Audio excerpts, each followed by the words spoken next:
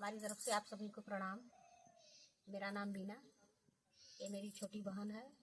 आज हमारे घर आई है और तुलसी जी का हम लोग शादी कर रहे हैं। उसके उपलक्ष्य में आप लोगों को एक तुलसी जी का और नारायण भगवान का प्यारा सा भजन सुनाते हैं।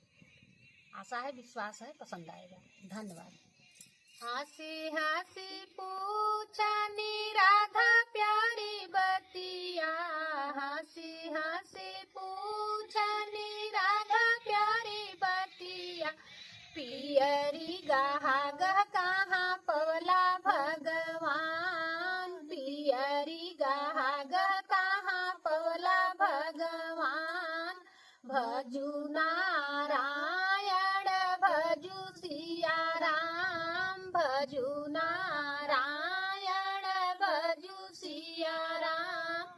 हम तऊ दहली प्यारी धोबिया धोवन के, हम तऊ दहली प्यारी धोबिया धोवन के, धोबिया धोतिया बदल ले हुई है राम, धोबिया धोतिया बदल ले हुई है राम, भजू नारायण भजू सिया राम, भजू नारायण भजू सिया राम। राधा जी पूछ रही हैं, तुलसा जी से जब कृष्ण भगवान शादी किए हैं तो राधा जी पूछ रही हैं, तो छुपा रहे हैं उसको।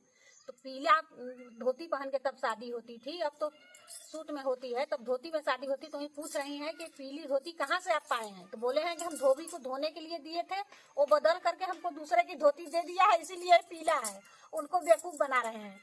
आप लोग सुनिए, अच्छा लगेगा।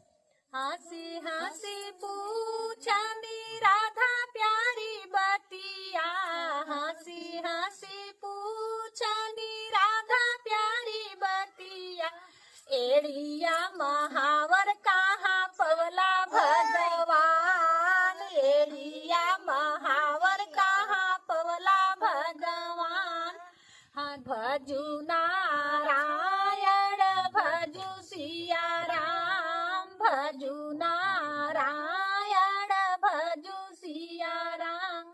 हम तऊ गैली प्यारी बाग बगीचा, हम तऊ गैली प्यारी बाग बगीचा, मेहंदी का पतिया कहीं लागल हुई है राम, मेहंदी का पतिया कहीं लागल हुई है राम, हम भजू नारायण भजू सिया राम, भजू नारायण भजू सिया राम। तभी इनको छलिया कहा जाता है। छल कर रहे हैं, बता रहे हैं कि हम बगीचा में गए थे, वहाँ मेहंदी की पत्ती हमारे पाँव में लगी है, कलर किया जाता है ना शादी में पैर का। वहीं वो पूछ रही है कि कहाँ से कलर किया गया है। कह रहे हैं कि हम बगीचा में गए थे, उसी की पत्ती मेहंदी की पत्ती लगी है, इसलिए हमारा पैर कलर हो गया है। हंसी हंसी पूछनी राधा प्यारी बतिया, हंसी हंसी पूछनी राधा प्यारी बतिया, आखिया का जरवा कहाँ पवला भगवान, आखिया का जरवा कहाँ पवला भगवान, भजू नारायण भजू सिया राम, भजू नारायण भजू सिया राम। हम तऊ गैली प्यारी कोठवा कोठरिया, हम तऊ गैली प्यारी कोठवा कोठरिया, कहताहू कजरवा हमके लागल होई है राम, कहताहू कजरवा हमके लागल होई है राम, भजू नारायण भजू सिया राम, भजू नारायण भजू सिया राम। इसको आप लोगों को बता देते हैं कि पहले कच्चा घर था, खाना बनता था आग पर, धुएं पर, तो सब घर काला हो जाता था। तो वही वो कह रहे हैं कि हम कोठा कोठरी में गए थे, उसी का कहीं से काजल लगा होगा। आप समझ गए कि अब नहीं समझ पाई है राधा जी, तब अब बता रहे हैं।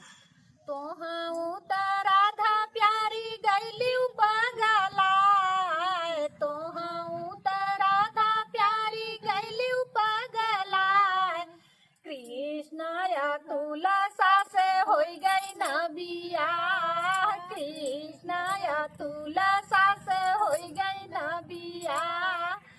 भजू नारायण भजू सिया राम भजू नारायण भजू सिया राम।